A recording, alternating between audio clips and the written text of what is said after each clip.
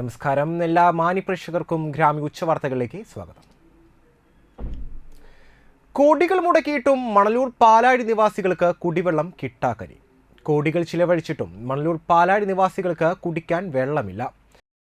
ഇവിടെയുള്ള ജനങ്ങൾ വർഷങ്ങളായി അനുഭവിച്ചു കൊണ്ടിരിക്കുന്ന കുടിവെള്ളക്ഷാമം പരിഹരിക്കുന്നതിന് വേണ്ടി മുൻ പഞ്ചായത്ത് ഭരണസമിതി പാലാഴി വാട്ടർ ടാങ്ക് കുടിവെള്ള പദ്ധതിയുടെയും മണലൂർ വഞ്ചിക്കടവ് കുടിവെള്ള പദ്ധതിയുടെയും പേരിൽ കോടികളാണ് ചിലവഴിച്ചത്. ഇപ്പോഴും പാലാഴി നിവാസികൾ കുടിവെള്ളത്തിനായി അധികാരികളുടെ മുന്നിൽ കേഴുകയാണ്. 3 മാസമായി പാലാഴി നിവാസികളായ പലർക്കും കുടിവെള്ളം കിട്ടിയിട്ടില്ലെന്ന് പറയുന്നു. തീരദേശ മേഖല ആയതിനാൽ പീച്ചിയിൽ നിന്നും വരുന്ന വെള്ളത്തിനെയാണ് ഇവർ ആശ്രയിക്കുന്നത്. പമ്പിംഗ് മോട്ടോറുകൾക്കും പൈപ്പുകൾക്കും കേടുപാടുകൾ സംഭവിക്കുമ്പോൾ പീച്ചി വെള്ളവും കിട്ടാതെ വരുന്നത് പതിവാകുന്നതിനെ തുടർന്ന് MLA MP ഫണ്ട് ഉപയോഗിച്ച് പാലാഴി വാട്ടർ ടാങ്ക് കുടിവെള്ള പദ്ധതി നടപ്പിലാക്കിയെങ്കിലും ആ പദ്ധതിയും ഇപ്പോൾ പ്രവർത്തിക്കുന്നില്ല. പാലാഴി നിവാസികളുടെ കുടിവെള്ള പ്രശ്നം പരിഹരിക്കുന്നതിന് വേണ്ടി കോടികൾ വാട്ടർ അതോറിറ്റിക്ക് നൽകി വഞ്ചിക്കടവ് കുടിവെള്ള പദ്ധതിക്ക് തുടക്കം കുറിച്ചു. വർഷങ്ങൾ കഴിഞ്ഞിട്ടും ആ പദ്ധതിയും എങ്ങും എത്താതെ പാതി വഴിയിൽ തന്നെ. കുടിവെള്ളക്ഷാമം രൂക്ഷമായിട്ടും പഞ്ചായത്ത് അധികൃതർ പ്രശ്നപരിഹാരത്തിനായി കാര്യക്ഷമമായ പ്രവർത്തനം നടത്തുന്നില്ലെന്ന് ആരോപണവുമുണ്ട്. കഴിമ്പ്രം സുനാമി കോളനി കൊല്ലാടിക്കൽ ആദിപരാശക്തി ഭഗവതി ക്ഷേത്രത്തിൽ പ്രതിഷ്ഠാദിന മഹോത്സവം ആഘോഷിച്ചു. രാവിലെ മഹാഗണപതി ഹോമം, അഭിഷേകം, മലർനിവേദം, നവകം, കലശപൂജ, കലശാഭിഷേകം, ഉച്ചയ്ക്ക് പ്രസാദവൂട്ട്. വൈകിട്ട് കഴിമ്പ്രം ശ്രീരാമചന്ദ്ര ചാരിറ്റബിൾ ട്രസ്റ്റിൽ നിന്നും താളമേളങ്ങളോടുകൂടി താലമെഴുന്നേൽപ്പ് ക്ഷേത്രത്തിൽ എത്തിച്ചേർന്നു. തുടർന്ന് പകൽപൂരം, ദീപാരാധന, രാത്രി അത്താഴപൂജ, ഗുരുതി തർപ്പണം, കലാപരിപാടികൾ എന്നിവ നടന്നു.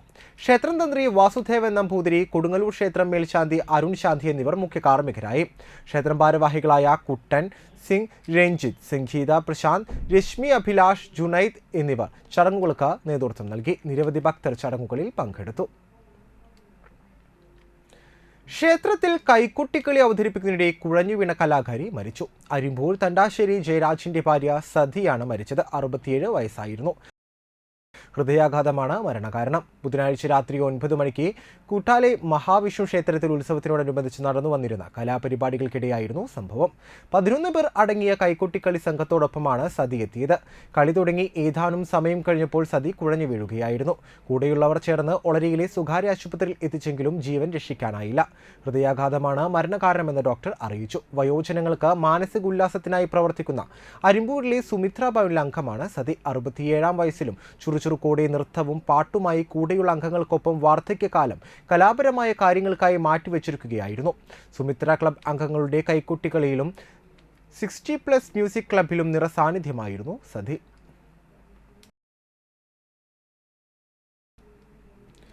തൃശൂരിൽ ചില്ലറയെ ചൊല്ലിയുണ്ടായ തർക്കത്തിനിടെ കണ്ടക്ടറുടെ ക്രൂരമർദ്ദനത്തിനിരയായ യാത്രക്കാരൻ മരിച്ചു. കരുവന്നൂർ സ്വദേശി പവിത്രനാണ് ചികിത്സയിലിരിക്കെ മരിച്ചത്. തൃശൂർ കൊടുങ്ങല്ലൂർ റൂട്ടിലോടുന്ന ശാസ്ത ബസ്സിലെ കണ്ടക്ടർ പവിത്രനെ ബസ്സിൽ നിന്നും തള്ളിയിടുകയായിരുന്നു. തലയ്ക്ക് ഗുരുതരമായി പരിക്കേറ്റ് ചികിത്സയിൽ തുടരുന്നിടെയാണ് മരണം. കണ്ടക്ടർ ഊരകം സ്വദേശി കടുക്കപ്പറമ്പിൽ രതീഷ് റിമാൻഡിലാണ്. ഏപ്രിൽ 2-ാം തീയതിയിലാണ് പവിത്രനെ ബസ്സിൽ നിന്ന് കണ്ടക്ടർ തള്ളിയിട്ടത്. പിന്നാലെ റോഡിലിട്ട് ക്രൂരമായി മർദ്ദിക്കുകയും ചെയ്തിരുന്നു. ചില്ലറയെ ചൊല്ലി ബസ്സിൽ വെച്ച് കണ്ടക്ടറും യാത്രക്കാരനായ പവിത്രനും തമ്മിൽ തർക്കമുണ്ടായിരുന്നു. തുടർന്ന് പവിത്രന് ഇറങ്ങേണ്ട സ്റ്റോപ്പിൽ ബസ് നിർത്തിയില്ല. പിന്നീട് തൊട്ടടുത്ത സ്റ്റോപ്പിൽ പവിത്രനെ ഇറക്കാനായി ബസ് നിർത്തിയപ്പോഴാണ് കണ്ടക്ടർ ഇദ്ദേഹത്തെ ബസ്സിൽ നിന്ന് തള്ളിയിട്ടത്. വീണുകിടന്ന പവിത്രനെ കണ്ടക്ടർ പിന്നാലെ എത്തി മർദ്ദിച്ചതായും പരാതിയിലുണ്ടായിരുന്നു. ഊട്ടി കൊടൈക്കനാൽ യാത്രയ്ക്ക് നിയന്ത്രണം ഏർപ്പെടുത്തി മദ്രാസ് ഹൈക്കോടതി. മെയ് 7 മുതൽ ജൂൺ 30 വരെ പാസ് ഏർപ്പെടുത്താനാണ് മദ്രാസ് ഹൈക്കോടതിയുടെ ഉത്തരവ്. മെയ് 7-നും ജൂൺ 30-നും ഇടയിൽ ഊട്ടിയോ കൊടൈക്കനാലോ സന്ദർശിക്കാൻ ഉദ്ദേശിക്കുന്നവർ മുൻകൂറായി പാസ് ഒരുക്കേണ്ടി വരും. വേനലവധി കാലത്തെ വർദ്ധിച്ച തിരക്ക് കാരണമുണ്ടാകുന്ന പാരിസ്ഥിതിക പ്രശ്നങ്ങൾ കണക്കിലെടുത്താണ് നടപടി. വിനോദസഞ്ചാര മേഖലയിലേക്ക് കൂടുതൽ ആളുകൾ എത്തുന്നത് മൂലം പാരിസ്ഥിതിക പ്രശ്നങ്ങൾ ഉണ്ടാകുമെന്ന ഹർജിയിലാണ് കോടതി നടപടി.